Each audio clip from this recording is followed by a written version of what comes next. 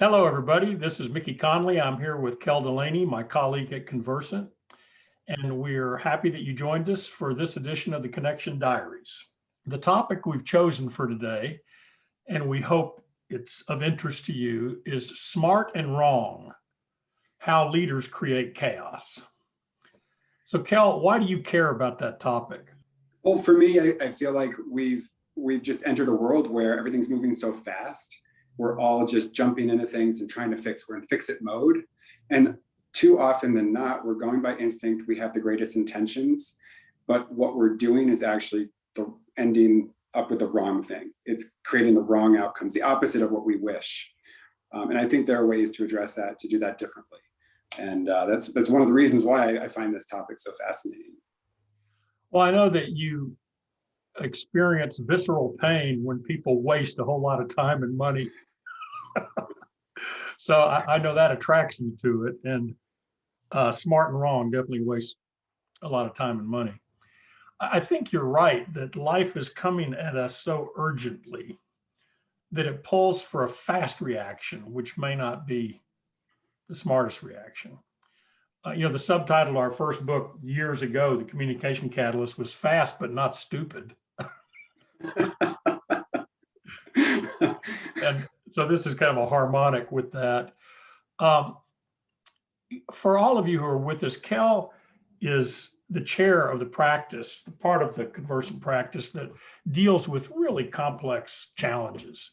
And we find that you better simplify the approach in order to get anybody interested in being something other than just fast. And as Kell knows, I've decided that there is a Kel equation to make sure you don't create chaos. And the Kel equation is patient understanding plus well-designed experiments equals accelerated enduring impact. So that's what I think is the Kel equation. And I apprentice him in making that equation work. I'm better at telling you where it doesn't work. So I'll give you an example of that. And then I'm going to ask Kell some questions about when does it work. Well, a good example of the equation not working is many years ago, back during the colonial British governing of India, there's a story that I like because I think it's instructive about a senior government official decided that it was important to reduce the population of the poisonous cobra. And so his big idea was to establish a cobra bounty, and anybody who brought in a dead cobra would get paid that amount of money. And he knew that would reduce the poisonous cobra population. Well, what happened was the industrious locals decided to create cobra farms so they could have many, many more cobras to be able to bring in for the bounty. Well, once this information made it to the person who was smart and wrong in the first place, he was smart and wrong yet again. Instead of engaging with those people and including them as a connected leader and growing the intelligence of the situation, he made another very rapid decision, which is these people don't deserve that kind of reward.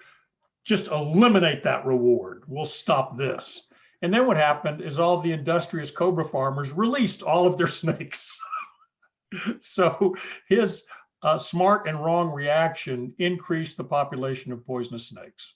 So that's the opposite of somebody having patient, connected understanding of the situation. And he certainly didn't have any low risk experiments. He just tried to do something all at once. So Kel, I'm wondering, what are a couple of ideas or principles that we must keep in mind to make the equation work? Patient understanding plus well-designed experiments equals accelerated enduring impact. The first thing I'd say, referring back to what we were just talking about, often our instincts are correct, especially when dealing with some of the most complicated challenges. The problem is we more often than not do the opposite of what is actually needed. Because in a world of complexity where things are more and more interconnected and you just can't understand every single component, we have these great instincts, but we're doing the wrong thing all the time. And the first real antidote to that essentially is to pause, to stop the instinctual action so you have a little space to reflect. All of us, I think, have had an experience where you're in the shower and you go, aha, that thing you've been thinking about for days or struggling to figure out, you suddenly have an insight. Or you go for a walk and the same thing happens.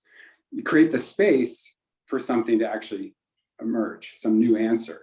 And often we're just go, go, go. We never allow any space for that to happen. So it's waiting to show up, but we haven't allowed it. And that's where the patience comes in, that slow down to speed up or slow down to accelerate. And then the other piece is, we've found ourselves in a culture where we value the superhero, the person who is amazing at everything. And that worked in a world where there was more certainty, more predictability. You could become an expert and lead from that expertise, and people followed you. That was the best way to do it. But nowadays, when you think about the pandemic and the problems a lot of us are facing, they're beyond what the expertise of any one person. But we are smart in community. If you think about the people in your team, people in your organization, people in other organizations that you maybe collaborate with occasionally, they're seeing very different things. Where you collect all those ideas together and suddenly you can see something far bigger than one expert ever could grasp. And now you have the wisdom of all those people who are connected, all those people simultaneously. It becomes almost like a living machine, its own entity, its own superhero. And that's where collecting all those perspectives can be far more powerful. And it's able to adapt to everything that's changing on the extremities real time. And that's where the experiments come in. In a world of certainty, it's easy to set a strategy, smart execution, the outcomes. But when things are changing every day, every minute of every day, that doesn't work, because by the time you've gotten through a couple of weeks, the things have changed so much, you're going to miss the target. But experiments allow us to be in a place of curiosity and constant learning and wonder. So we're always looking, we're testing our assumptions, we're looking for what's changed that we now need to adapt to. And if we can be in that space together, once again, in that community, and everyone's asking those questions, suddenly you're just, the whole thing is moving and shifting as the world is changing around you. And this is that idea of, if you're coming from a place of certainty, you're pretty much bound to fail if it's a complex problem. What we're looking for is clarity. We're looking for continuous learning and understanding, to have the space to say, oh yeah, okay, this is changing this way, but we can adjust. Oh, it's going to change this way, we can adjust.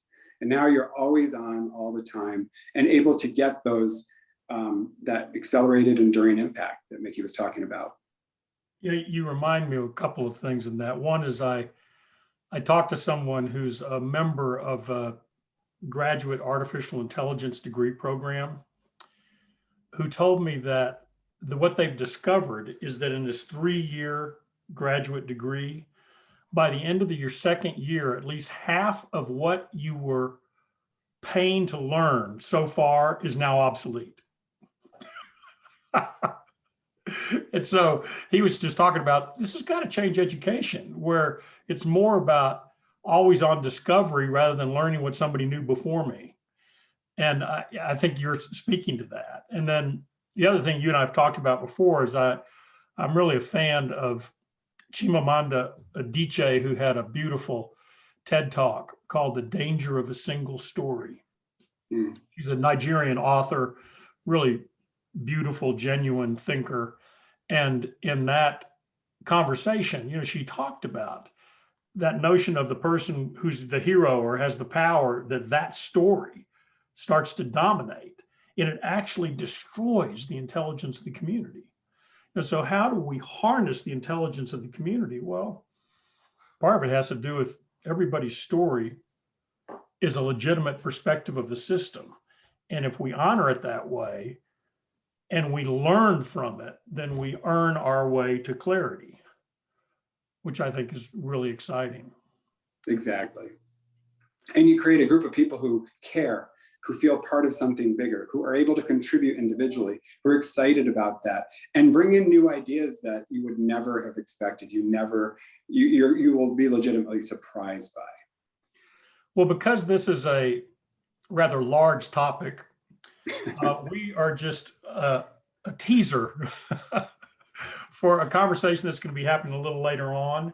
And if you got this, you'll get notice about it, which is that we are going to be having a conversation with Scott Spann, who we consider to be one of the most gifted thinkers about complex challenges that we've ever met in the world. And we actually do things together with Scott. And in a conversation with Kell and Robin, the CEO of Conversant, and Scott, you'll be able to explore in a little more detail what's the practical path forward to get the Kel equation to actually produce some magic. So everybody, thanks for hanging with us today. Kell, anything you want to say in closing? No, I think that's a great teaser. I'm looking forward to the next conversation. Okay, everybody, we will see you soon. Bye-bye.